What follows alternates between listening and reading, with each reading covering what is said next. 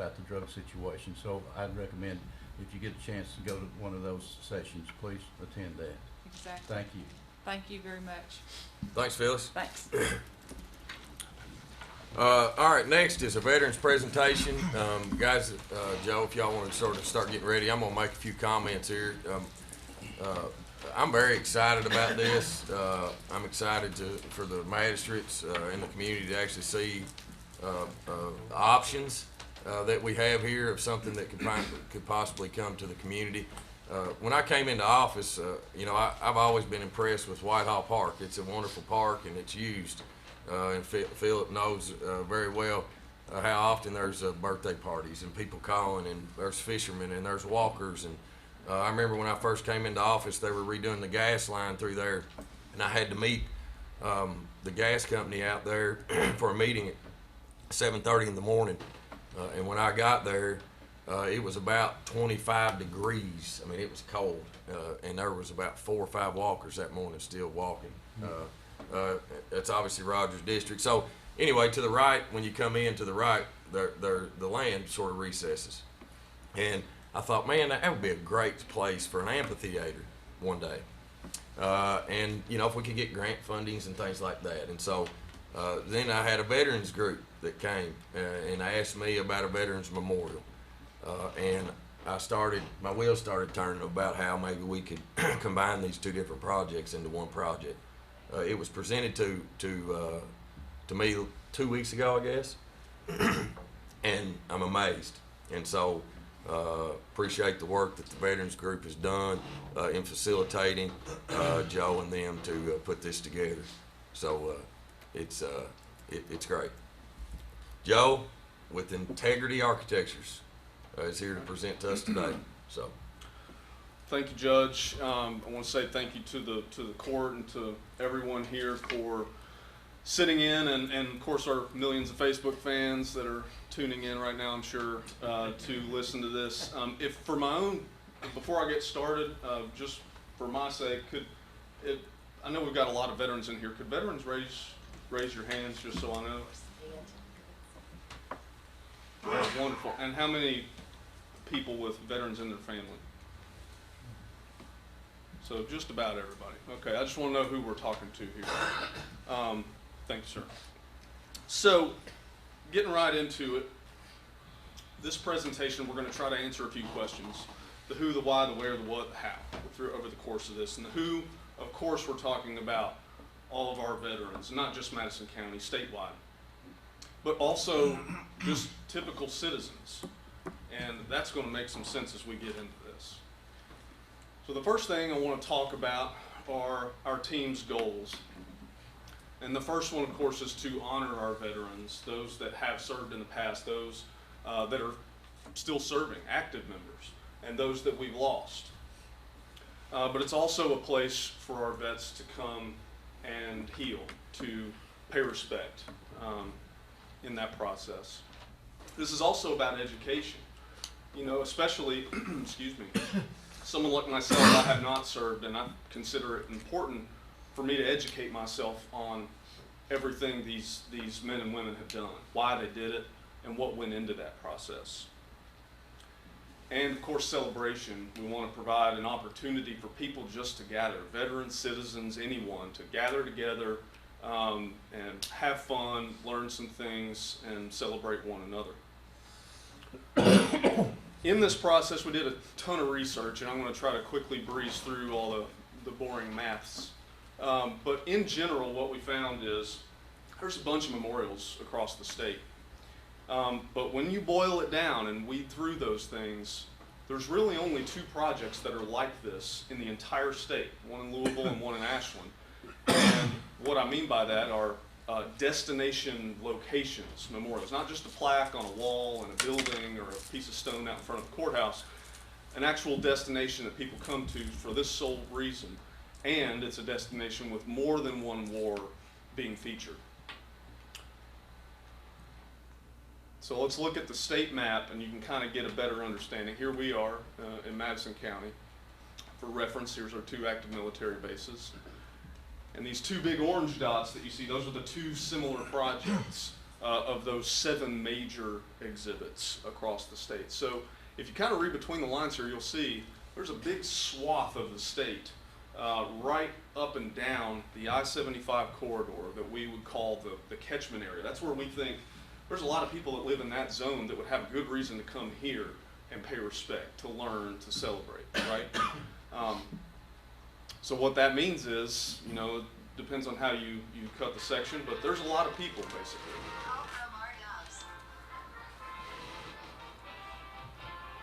There's a lot of people, million and a half. There's a lot of veterans in that area of the state that we think will serve this place. Not to mention, just in Madison County, we come to the education part, there's thousands of kids in Madison County that we think would be using this and learning about war, about service members over the course of a year, that we think would be a very valuable thing for our students to know and to understand and experience. So now the where, and most of you might be familiar with the where. This is off of I-75. Obviously, we're looking at the Whitehall area, which is here, just off of Whitehall Shrine Road. And right here is our project site, just to the north of that, okay? So we're gonna zoom in to that project site and we'll look at the survey just to point out a few key features. Right here is a natural low spot. As Judge Taylor mentioned, a perfect space for an amphitheater, for a gathering space. We've also got a few other things. The grades kind of naturally fall in certain ways that'll make it really work well naturally for moving around the site and raising and lowering in elevation. We've also got some dense green space that'll help with shading, things like that. So with that, we'll quickly go through the master plan design, and I'll show you a couple of these features. So right here are primary access points off of Whitehall Shrine Road. Right here, that's that natural low point, that center point for the amphitheater. And surrounding that are some built-in earthen seating terraces. We're utilizing space between parking lots for bermed seating. I mentioned parking lots, 2 big sections that could also be used for gathering depending on the event. And then on the outskirts right there near some of the other facilities are our dedicated handicap and veteran parking spaces. And depending on the event, we might have events with 1,000 people. Well, we're going to have plenty of opportunities for overflow parking to the north, east, and south that will allow us to potentially free up that entire parking lot area for further gathering. And here we have the restroom, concession, and storage facility. And that brings us over to the monument walk that we're calling it. This would be the entry point, the Every Soldier's Memorial. It's a place that honors all veterans of all wars for people to come and start that journey on the walk. They'll pick up information, maybe a pamphlet, there'll be a map there that they can see where everything kind of is. And then from there we walk around the perimeter of the site to hit each of these major wars in their own little location. We have World War I, II, Korea, Vietnam, Persian Gulf, and then the global war on terror with Afghanistan and Iraq. In the middle of the property, that's that celebration point we talked about, that goal. That's that gathering, that's a gathering pavilion with tables, maybe some barbecue locations for people just to come in there and congregate. And in between those 2 spaces, we have these 4 quadrants, and those are dedicated and marked with a flag to the 4 major branches of the military. We have the Army, Marine, Navy, and Air Force, and those are part of that education aspect. That, with any luck, will be filled with all kinds of demilitarized equipment. We might have tanks, we might have Humvees, we might have fighter jets or helicopters, whatever we can get a hold of, and that's part of that education aspect. Kids or adults will be able to come up, see it, touch it, maybe climb on it, really get a vivid picture of what goes into war and what our veterans have been through. But the 2D, that's great. We're going to go 3D so you can get a little bit more vivid picture of this site and see how this kind of comes together. And we'll start with the amphitheater piece. So here you can see with those little coverings, that's that natural low point in the site. We've got structures that'll provide shade, some tensile fabric roofs. We've got walls to kind of create a backdrop for any type of performance you could think of. And then you can see how some of these parking lots would work, how the seating would work. People would be able to back into these parking lots and tailgate from them depending on the event. And this is a view from the stage, as we'll call it, right? So you can see those terraced seating areas, and you can see, just depending on what's happening, you might have a band, you might have a play, people be able to come in, bring their chairs and tables, and gather around. A view back towards the stage, and again, same thing. The ability, we're just providing a backdrop for anybody to be able to come in and set up some event. So you can see just how many opportunities there are for entertainment and gathering. And that brings us to the memorial walk itself. So a couple of things to note here. We want to use the property to our advantage, the natural characteristics of the property, and that includes the grading, the green space, the distance that the earth is falling. We want to use that to our advantage.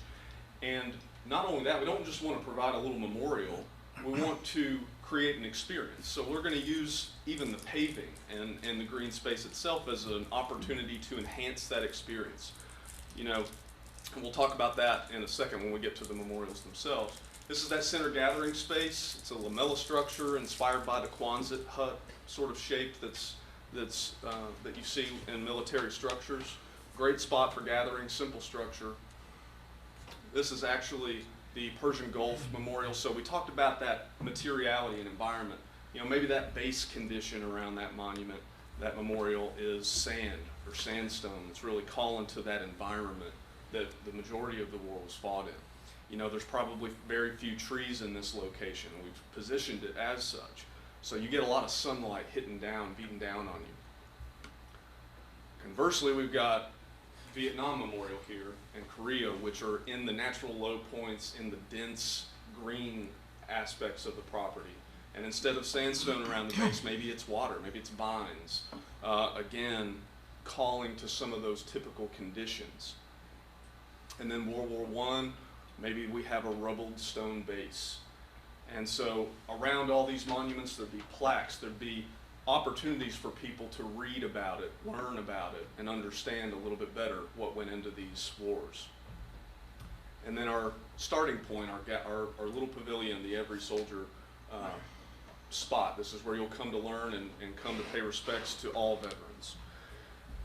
So we talked a little bit about the memorial blocks themselves. I want to talk in more detail. We're calling these the soldier stones for a very good reason.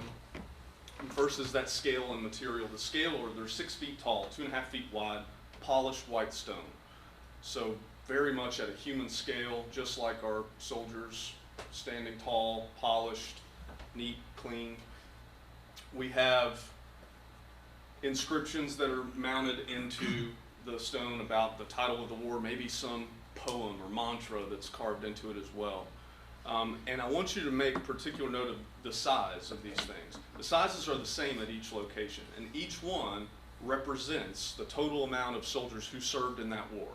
So in World War I and II, that size stone might represent 1 million plus soldiers. In the Persian Gulf, it might represent 100,000 or less. But they're all representing that total amount of soldiers who served.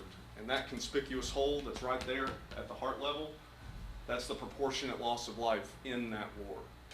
So I want you to think about what that means as you're walking this path. You walk it in chronological order, starting with World War I. Those holes, they start big, and then they get a little smaller and smaller. It actually goes up again on the global war on terror. So think about what that means. What does that tell you? What do you learn from that? What kind of impact does that give you? But then think about it this way. You could also experience this walk in reverse. So when you go to the first one, you don't have much context on what that hole really means. But if you start with more modern wars, and those holes start small and then they get bigger and bigger and bigger, what does that tell you about our past, about the soldiers who served in those older wars? It's a powerful thing and a simple thing, which is kind of the goal of this project. So with that, we'll talk about how we hope to get this accomplished. We have a lot of current support. We have a lot of people that are willing to offer materials and to come and work on the property. We have professional firms like ourselves. We have David White here from Element Design, who's our site civil landscape engineer. We have a lot of people, including this court, who have already helped us get this moving. But we need more help. We need more energy. We need more oomph behind this process. So where we are right now, this presentation represents completion of schematic design. This has happened up to this point. It's complete. It's cost nothing to these veterans, and that's a great start to this. But before we can move further, we have more work that needs to be done. The next step is this design development phase. We take these pretty pictures and we do some engineering. We try to bring these pretty pictures to a more constructible type of drawing set. We got some engineering we got to do. We've got further architectural work we have to do. We have to reach out to third-party consultants to talk about the production of the monuments. We have to try to figure out how much equipment we can get for the equipment yards. But we know we're ready to do that now. We're ready to start. That'll take about 8 weeks. And we need to free up about $15,000 to get that done, that engineering, that far more detailed work. But after that process is done, we'll have a budget. The contractor will have priced it out and set a project budget for how much this total thing's going to cost. After that, you'll take the pretty pictures in the budget, and you'll know how much, these guys will know how much they have to raise in funds. Be able to go after grants, go to private donors. Then we'll be able to free up the capital to produce the really full-blown detailed construction documents. The contractor will be able to go and bid it formally. And after that, you're off to the races. You got shovels in the ground. And these guys finally have a place to go. And that really only leaves the when, and that would be now, right? We're ready to go. We're ready to get moving. So with that, as always, I want to thank all of our veterans for their service, and I also want to thank this court for giving us the opportunity today to talk about it. That's it. Good job. Thank you a lot. Hey, I would like for veterans to stand. I think we need to give them applause. Yeah, that's right.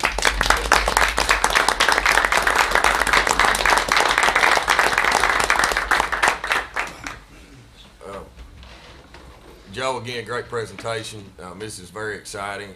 I think timing, a lot of time is everything. Obviously, with the potential changes, and I think it's really more potential. I mean, I think these changes are going to happen out at the exit 95. Obviously, with the new school, the widening of the interchange at 95. It's really going to. I mean, something like this is something people are going to come to see. Yes, ma'am. Will you establish a 501c3 so that you can really encourage contributions? In the process. Mm-hmm. Yep.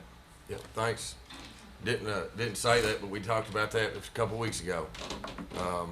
And so, I mean, this is something that can be an economy booster, to the northern end, to Madison County. I mean, bringing people in here. It might be a one-night stay, but I mean, stuff like this can bring people to make Madison County that one-night stop as they're traveling through, because of what this potentially could be. It allows us, from a community standpoint, to really have community events, to have those Friday night movies for families and kids, to have a Saturday night band coming, to where we get constituents, that we're providing a service and a fun service for them to come to that amphitheater and to really utilize it. Roger could speak on behalf of Whitehall Park. I know he goes out there a lot. I mean, Whitehall Park just continues to get more and more and more people coming out there to use the facility, and this is just another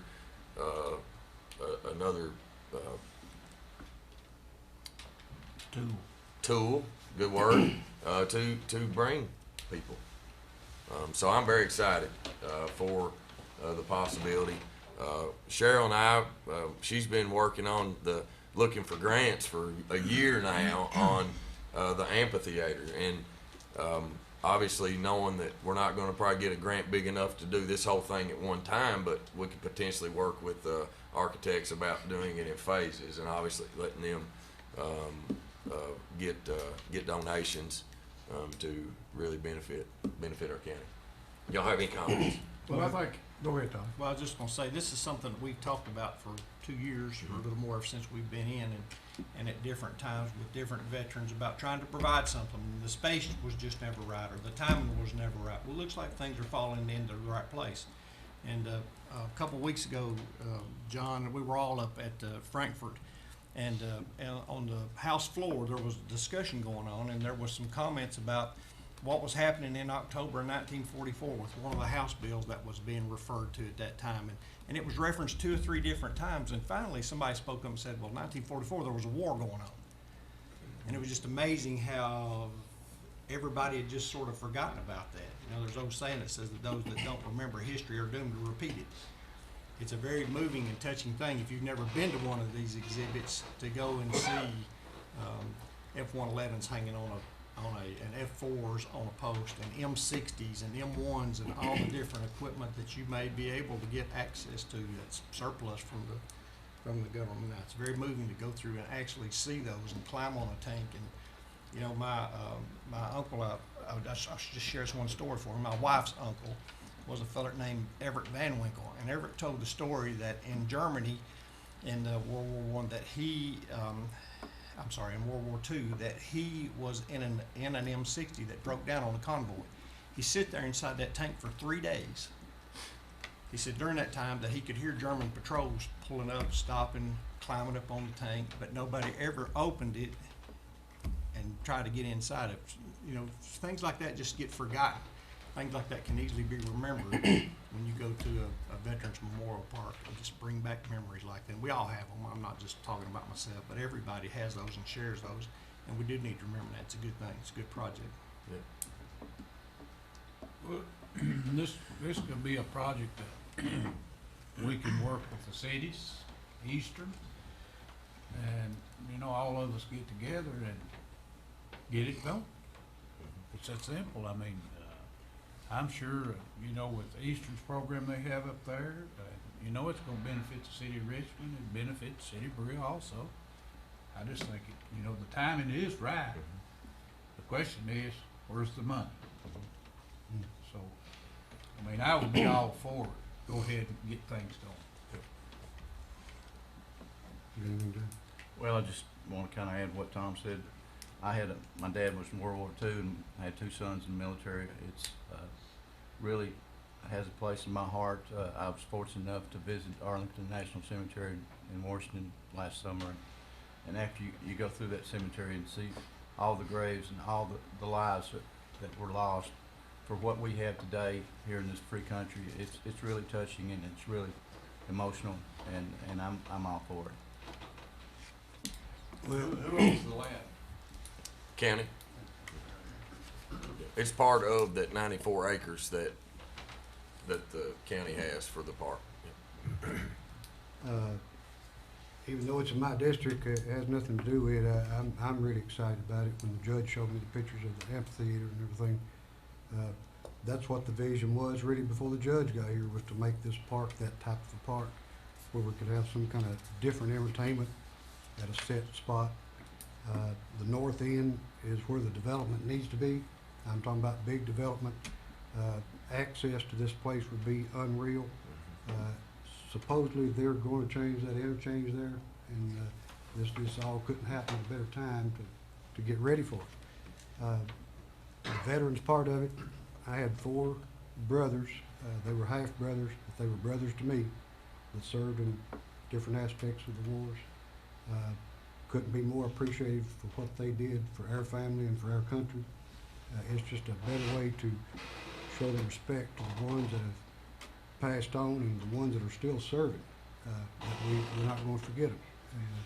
These gentlemen here that's already served, they need to be appreciated as well, and I think they'll get a great amount of support, especially from this area, because we don't have anything this big that you can go to without traveling a number of miles, and we need one in this area. Good idea. So, Yes. Excuse me, Judge. Say your name. Gotta do that, huh? Uh-huh. Chuck Sawyers. One thing that we were gonna add into that, the walk that the young man mentioned, will be pavers. And those pavers will be able to be inscribed, like you said you had brothers that was in the military. You could inscribe their name, the conflict they were involved in, and what branch of service they were in, to recognize them. Your fathers, your grandfathers, your sons, so on and so forth. And all these pavers, they'll be blank, and as we get somebody to donate, and we'll come up with a minimal cost, and they pay so much, that paver will be inscribed, the blank will come out, and the inscribed will go in its place in the area of that conflict that they were involved in. Thank you.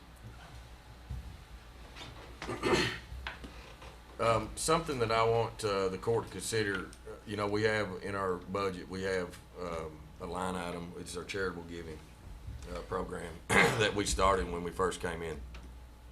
And this year, our applicants,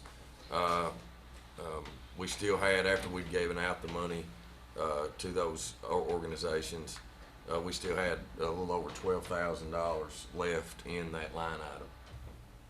And I want the court to consider us donating $12,000 towards to their 501c3 to go towards the $15,000 cost of the next phase. That phase is important for us to move forward, just from a standpoint. Cheryl, if she's going to be working for grants for us all, she needs to know what those true costs are going to be.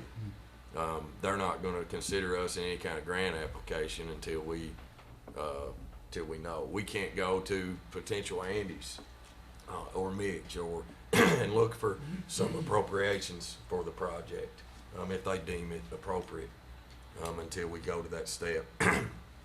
So I want y'all to consider it, think about it.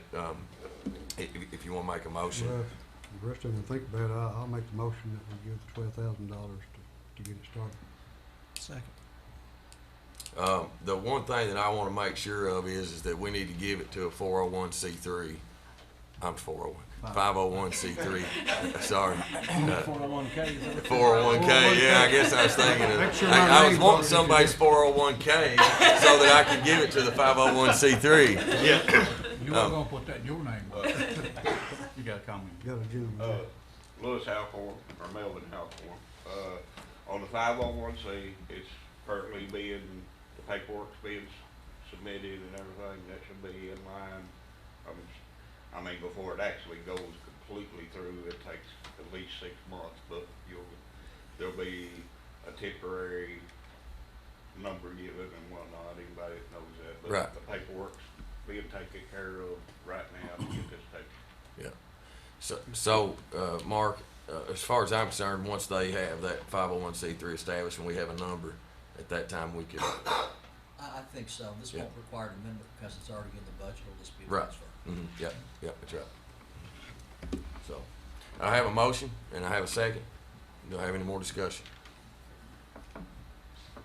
If not, call the roll. Master Tudor?